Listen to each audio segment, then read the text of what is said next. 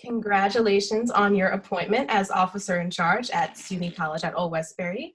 So can you Thank tell you. us about exactly what officer in charge is?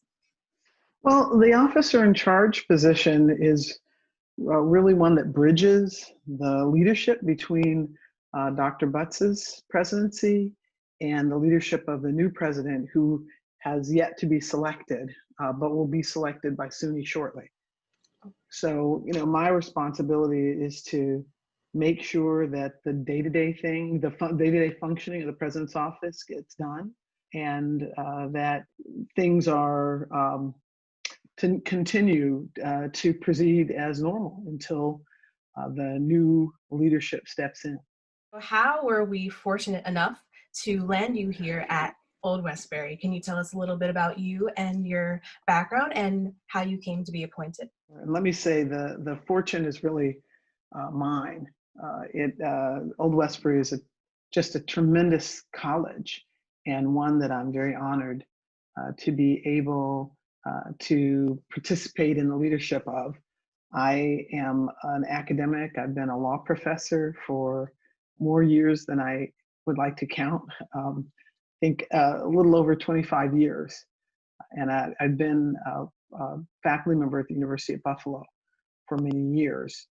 I became an administrator at the University of Buffalo. I was appointed vice provost and their inaugural chief diversity officer. And then about 3 years ago, I was recruited to SUNY, first in the role of chief of staff, and then later in the role of senior vice chancellor for strategic initiatives and the chief diversity officer. So I think having many years of administrative experience, also having been a long-serving faculty member, so one who I love the campus environment. I'm very committed to campus life. I grew up as a kid on college campuses. I'm very fond of the campus, and I think the combination of the administrative experience, the faculty experience, and then the commitment to diversity, equity, inclusion through the chief diversity officer role was, I think, all those things kind of combined to make me a good candidate to be officer in charge.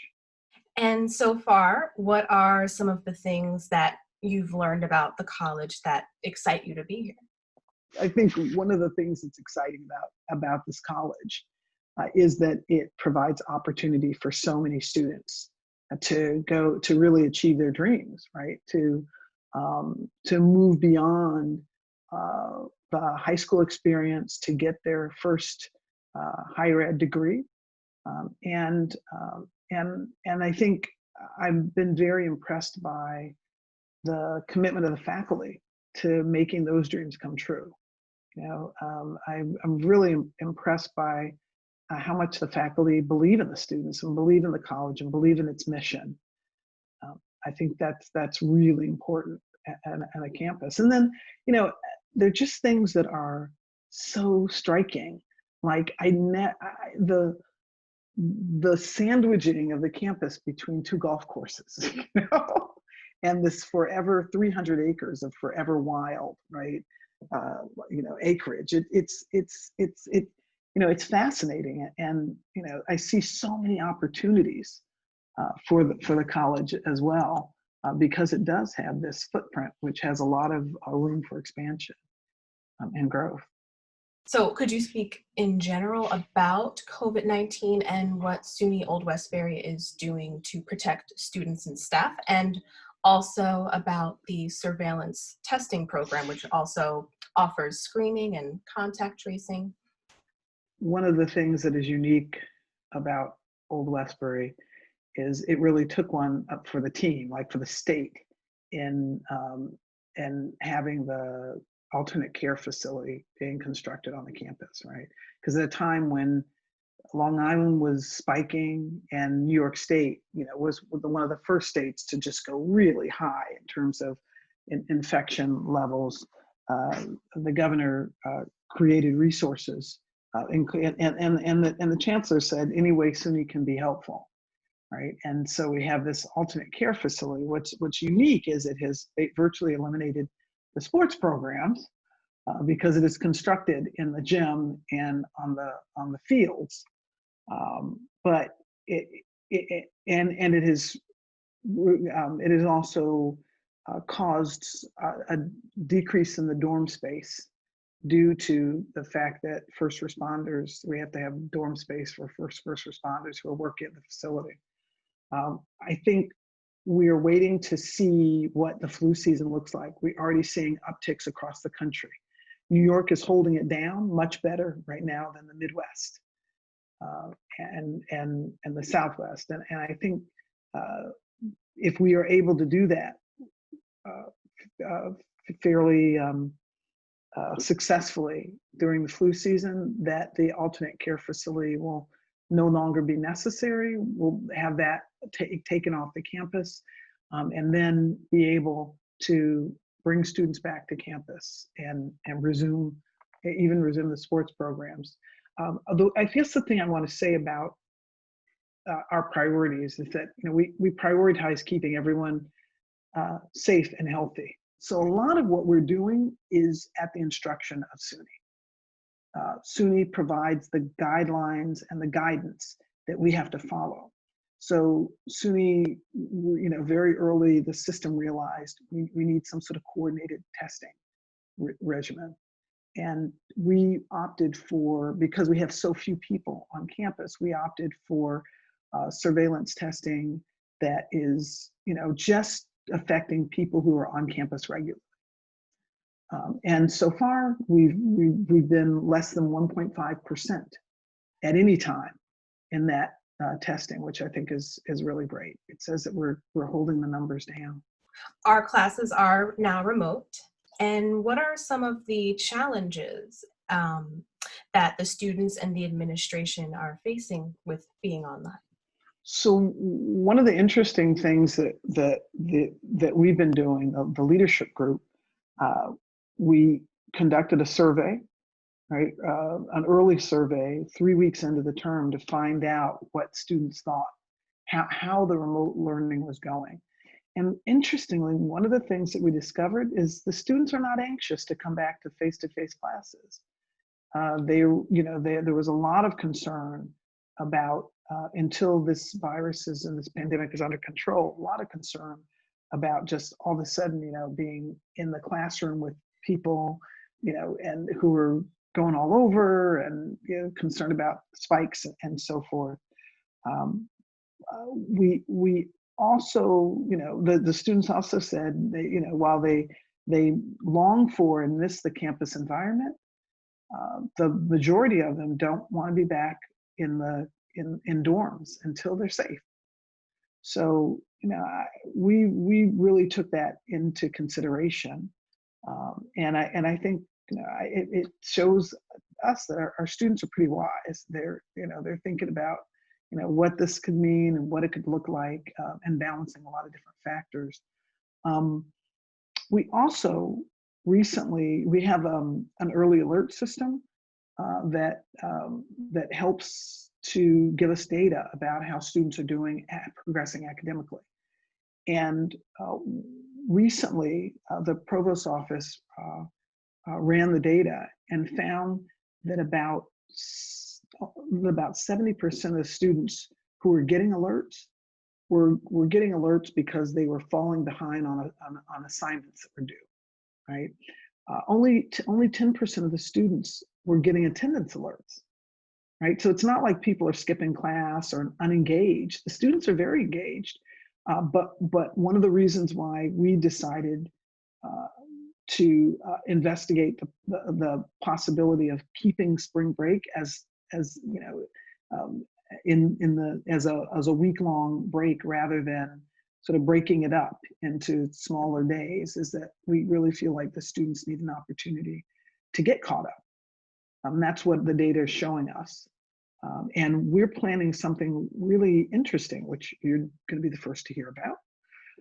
But it's called Study Hour Week, right? So study break week, right? Instead of spring break week. And it's an opportunity to push into that week a lot of practical advice and advisement, but also a little mini mini classes on things like getting that paper written, knocking that paper out, in a week, off time management skills, those types of things, but really using that week to help our students catch up, because what the data are showing us is that people in this pandemic, there are a lot of competing priorities. Our students are working to help support their families. Our students are often dealing with less than ideal living situations where they didn't anticipate being at home, and now they are at home, like my kids, on top of their siblings, and it's tough. But we're really listening to the data and doing everything we can to meet the students where they need, where their needs are. And we think planning a student success week for spring break is going to be a real, I think, asset. What are your expectations for the upcoming spring 2021 semester? And do you think we will be back to having in-person instruction, or is there a possibility that we will be remote again? SUNY has issued guidelines for winding up the fall, and later this week we'll issue guidelines about the spring. We've seen drafts of those guidelines that point to continuing remote instruction. But what we don't want is to have just another remote semester at OW. So we're planning some key pieces that are going to involve things like hybrid and flexible learning situations where it's not just remote instruction, but it's a combination of some face-to-face, some asynchronous, some remote.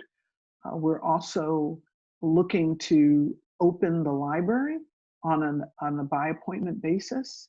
We're investigating how to do that safely, investigating how to do that, whether we have enough PPE and hand sanitizer and social distancing to make that work. But we're trying very hard to bring more resources to students for the spring semester.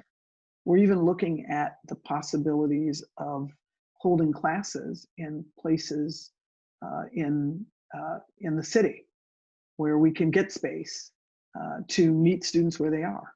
SUNY Old Westbury has also started a program called Peer-to-Peer Campaign. And so what is this program about? What are the overall expectations of this campaign, the peer-to-peer campaign? Well, what's really unique about the peer-to-peer campaign, fundraising campaign, is it asks people who are connected to the college to set a target of money that they will help to fund and fundraise and friend raise, right? By getting in touch with other folks that are in their network that may be not as familiar with the college, but willing to support it. And so it's not just asking people to contribute money and believe and donate money, and that is absolutely okay. First of all, if you just want to donate money, but also it's looking to have people utilize their networks in support of the college. And so the basic contribution for the 55 years that the college has been in existence is a $55 contribution. But that contribution can grow as you reach out to others and ask them to donate $55. I love the fact that everyone who commits to raising a certain amount of money has a page, right, that people can go to, and they can see and track what their fundraising has been like. So it's a unique campaign. I think it is to raise money for our students, really, because we understand that tuition alone does not cover all the costs of a quality higher ed education, and And we understand that students more than ever need help paying for the cost of college. So I think it's a great campaign, and we're really excited about it. And I know that lots of alums have been reached out to, and we got some good surprises coming up. And so, what are your thoughts on the 2020 election? Do you think the election outcome will affect the COVID-19 situation in the US? And also, do you think there will be a trickle down effect on educational institutions like ours, depending on who is president? You know, as a faculty member, right, we often comment on things like this. I would say, you know, in what is appropriate to say in my role as officer in charge is that, yeah, higher ed is deeply impacted by the upcoming election. Um, the current administration has made no bounds about the fact that it's displeased with Democratic heavy states where it feels that many of the governors have been less cooperative and more demanding of federal stimulus funding, right, and less cooperative with the federal administration's idea that this is going to go away and this is not a big deal, right? I mean, so it's no secret that the if the current administration wins the election, right, that it's going to be harder times for higher education all across the state, all across the country. There and whereas I think if the Democrats win the election, Biden-Harris win the election, they are deeply committed to higher ed as a means of transformation, as a means of economic stimulation, and I feel like we're likely to get the stimulus bill that we're going to need, that higher ed will benefit from, because it costs money to run colleges in a safe fashion. And without that money, it's a bit of a gamble, and we see mixed results across the system. It's been tough, but I do think that the stimulus bill is going to be critical. So when should we expect to have someone in the permanent role of president at SUNY College at Old Westbury, and how long can we expect to have you? So since starting at the beginning of September, there has been a search process that's been ongoing since the summer.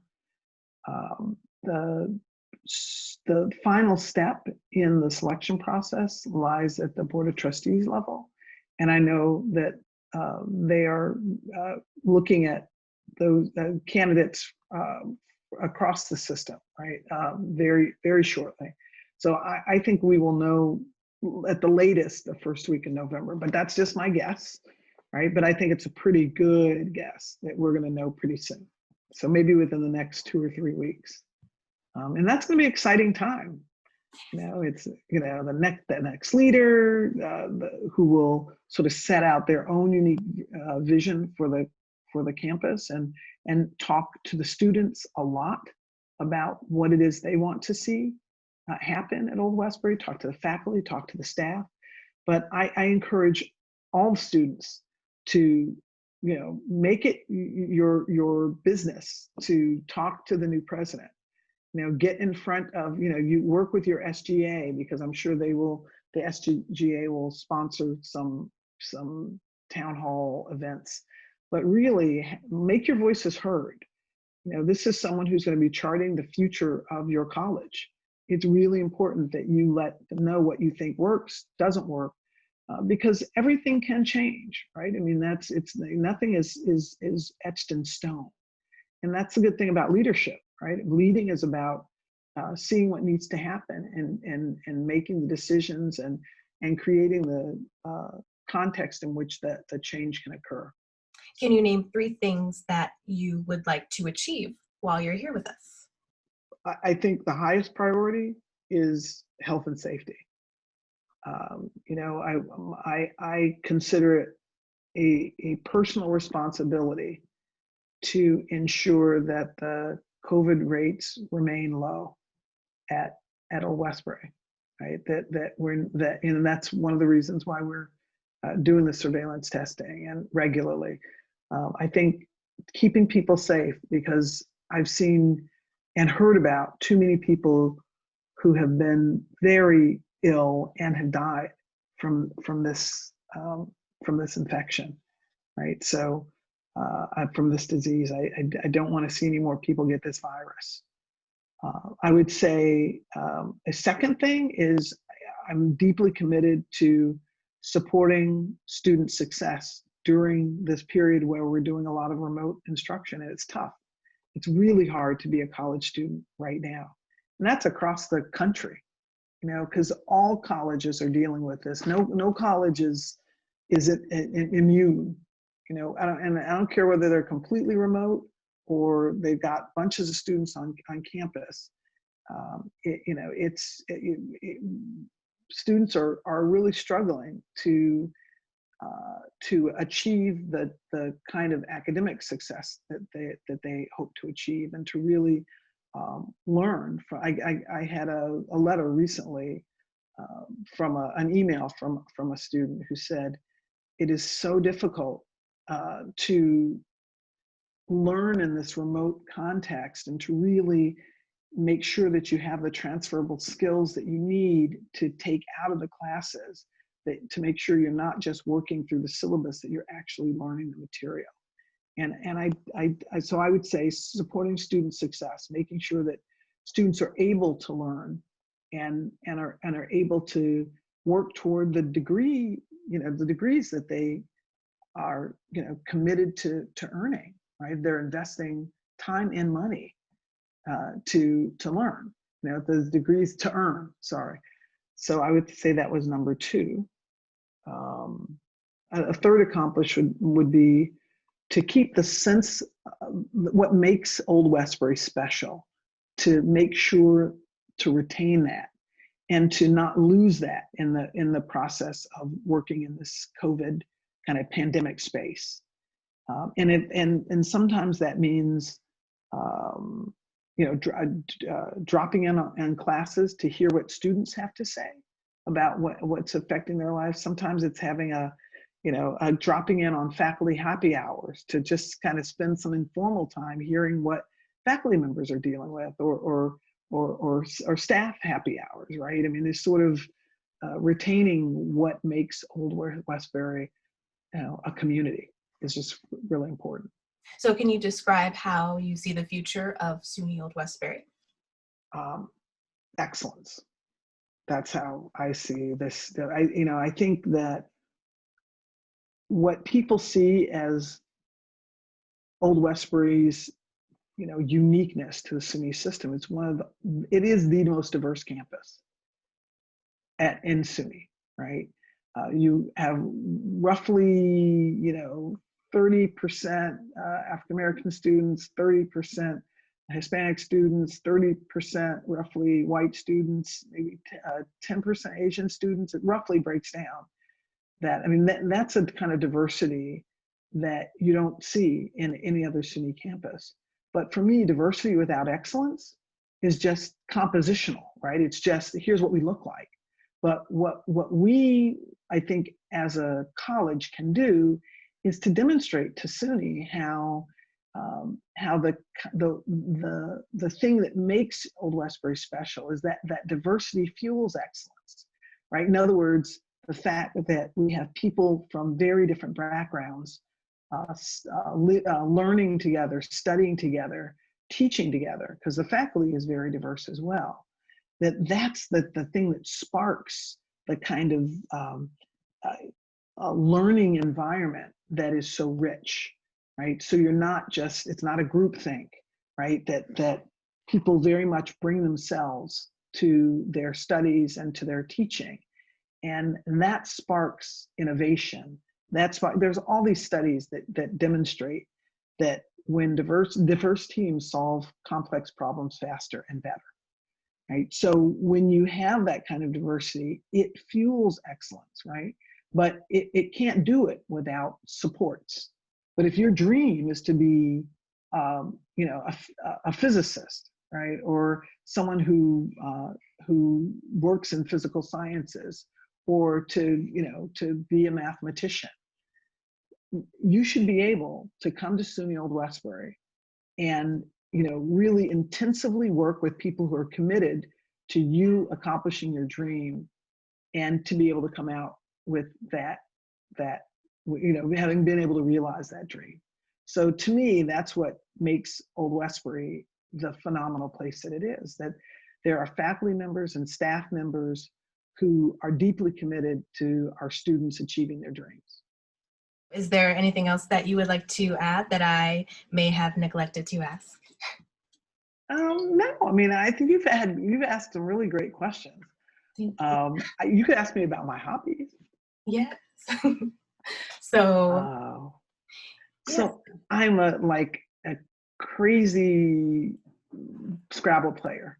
Love to play Scrabble. Let's see, I love sailing, and it's not something I ever grew up with. It's something that I saw and I said, hey, I'd like to do that. And basically I taught myself to windsurf when I lived in Miami so that I could learn to sail, right? Because I figure, windsurf, you kind of got the sail and the board, and it's kind of like a sailboat, right?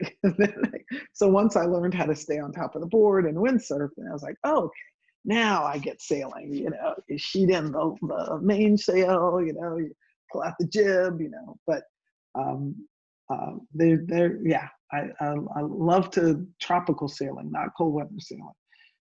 But Scrabble, sailing, um, yeah, those are a couple of things I like to do. And travel, which has been really tough in this pandemic. Well, thank you so much, Dr. Miller. Thank you so much. And great time, great time. It's been a pleasure talking with you, Julie, and good luck. I assume you're a communications major, no? Oh, yes, media Yeah. communication. Yay. All right. Awesome. Well, best of luck with that.